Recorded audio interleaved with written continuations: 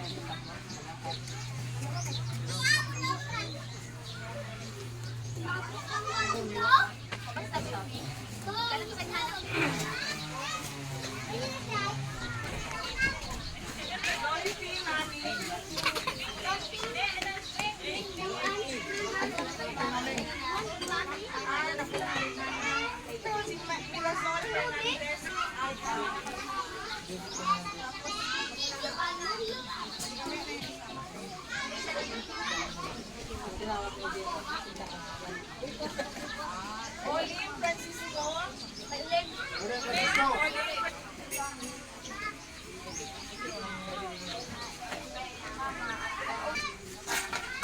Victor Francisco.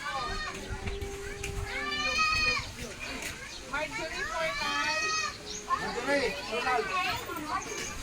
Marisa Catherine. Maricor Olea.